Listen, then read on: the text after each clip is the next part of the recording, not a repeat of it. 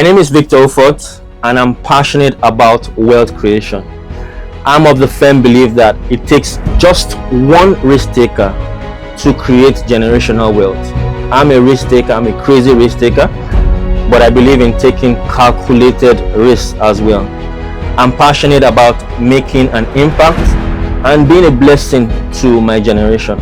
I'll tell you a short story about myself. Way back 2011, 2012, that should be 6 years after graduation and a lot of job searching without any results. I had no direction about what I was going to do with my life and wondering, what to do.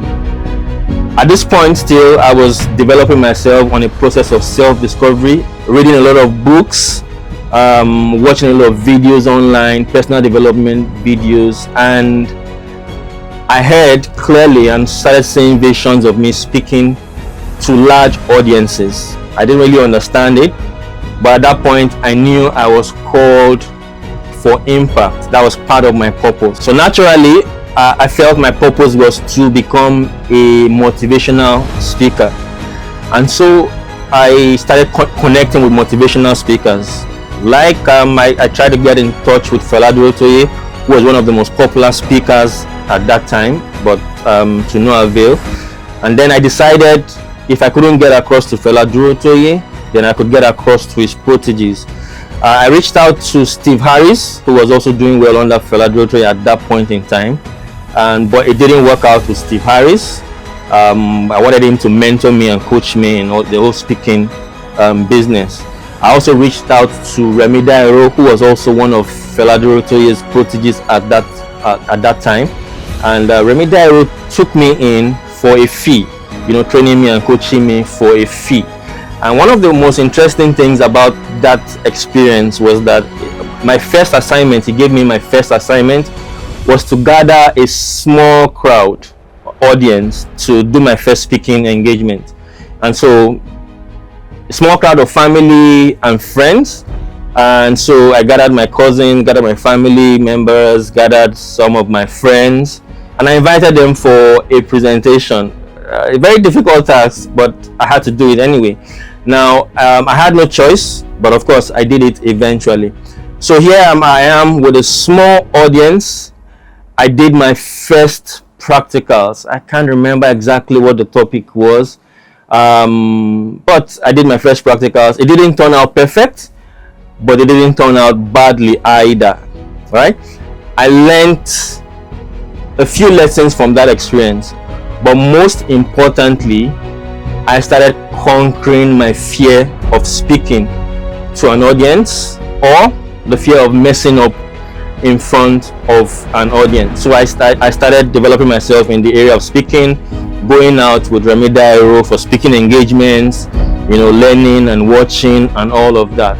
But along the line, I felt deeply convicted in my spirit that if I really wanted to motivate and impact people and do it with authority, I needed to have at least achieved some level of success. So this is me, no success, still struggling to survive, still finding direction for my life, trying to become a motivational speaker. Okay, and so I had that firm belief that I need to go out there and become successful first before I try to impact life. And so that's how I dumped motivational speaking and I went on to start a business instead. One of the most interesting times of my life. All right, starting a business allowed me to apply the principles of wealth, principles of success, which I believed or which I felt I knew at that point in time. Now fast forward today, it's a very long story. I'm just giving a summary. Fast forward to today, I have moved away from the struggle for survival, crossed success, and now on a journey of significance.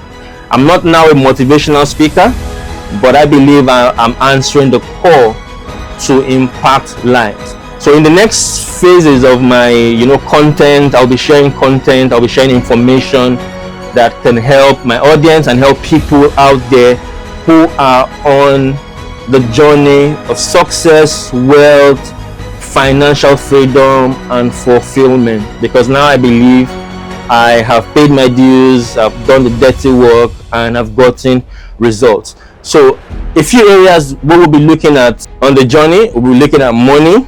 I'm passionate about money. We'll be looking at finance. We'll be looking at investing.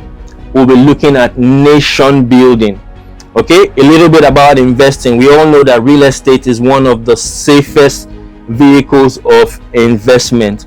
Okay, and so I'll be sharing opportunities of how you can grow wealth via real estate, both in naira, local currency, and both in foreign currency. A lot of people are focused on Nigerian real estate, but there are a lot of opportunities outside Nigeria that you can allow you earn in more stable currency. Okay, now we look at also under investment. We know the crypto and blockchain space. Bitcoin, we all know, I believe everyone knows Bitcoin by now, right? This is a more risky investment. Of course, as you know, when you're building an investment portfolio, you should have a balance of different kind of assets. You can have high risk, low risk, medium risk in comfortable percentages, whatever percentages you are comfortable with. So Bitcoin is one of those high risk investments, but can also be very, very rewarding. Okay, personally, crypto changed my life. Crypto helped me make my first major breakthrough sometime 2018, 2019.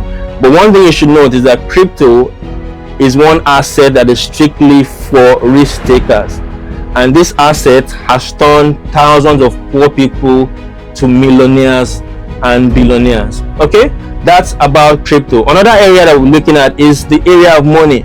It's important to learn how to handle your money. It's one thing to make money. Making money is one thing. That's a different ball game. But keeping and growing money is an entirely different ball game. We know of many people who have become successful but crash just because they do not have the financial intelligence to maintain and grow their wealth. So we'll be talking a lot. I'll be sharing a lot of information about money, how to make money, how to grow money. Okay, I'm also looking at another area I'm passionate about, nation building.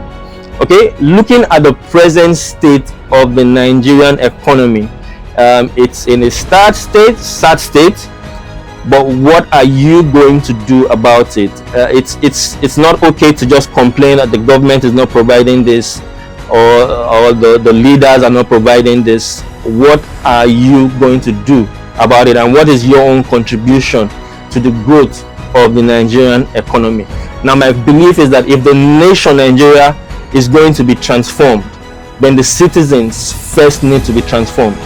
If the economy is going to have real proper growth, then small, medium, and large scale businesses need to flourish. They need to thrive as well. Real growth must be seen in the businesses and in the finances of the people. If the GDP of the country is growing and you are not seeing the effect in the people, the businesses, and the people's finances, then it's like a mirage. Okay, so on this platform I'll be sharing ideas and taking active steps in educating and transforming the minds of Nigerians for productivity, especially the young ones. So follow me on all social media platforms. My handle is @VictorUfot, and turn on your post notifications so that you don't miss any content I share. I'll catch you in the next video.